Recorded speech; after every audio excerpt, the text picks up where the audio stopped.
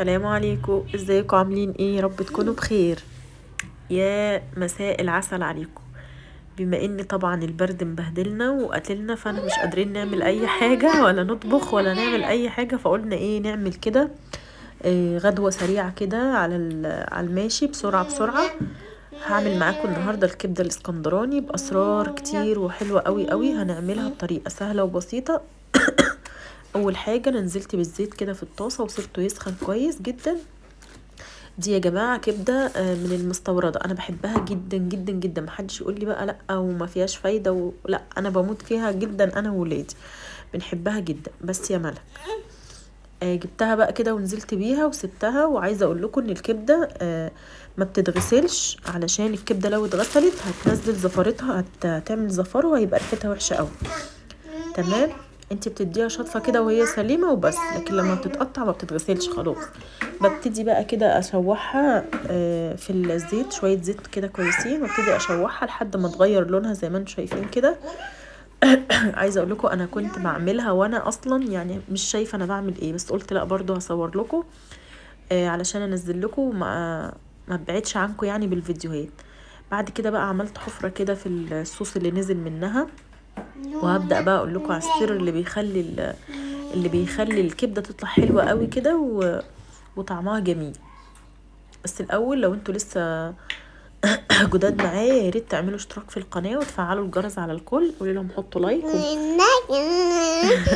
وملوكه بتقول لكم حطوا لايك، تسمعوا الكلام وحطوا لايك عشان الفيديو يكبر. بعد كده بقى جبنا معلقه كبيره من الثوم. قولي لهم حطينا معلقه كبيره من الثوم ونبتدي نقلبها كويس جدا، كويس قوي لحد ما تشرب من الصوص بتاع الكبده والثوم يدخل في الكبده. ان شاء الله بعد كده تكبر وتبقى عروسه وهي اللي تقدم لكم بقى الفيديوهات. قولي لهم بحبكم قوي كده. لايكات بقى.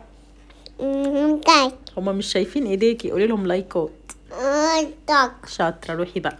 بعد كده بقى هنحط الملح ونحط، ما تحطيش فلفل اسود على الكبده علشان الفلفل الاسود بيغمق الكبده.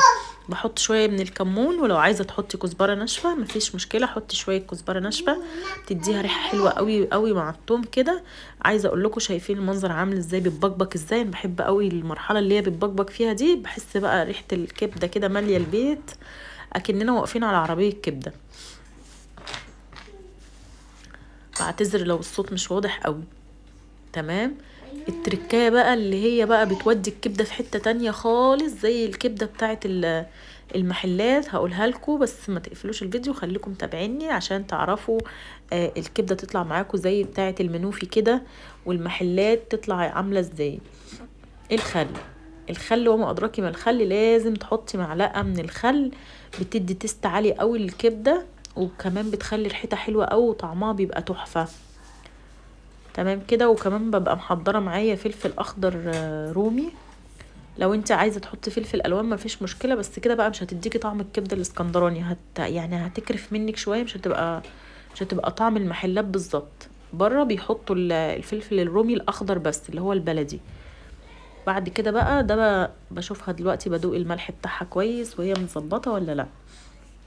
بعد كده بقى بكون مقطعه الفلفل كده قطع صغيره، وابدا انزل عليها قبل ما اطفي عليها على طول. لا قولي المرحله دي بقى بتاعت الفلفل، قولي لهم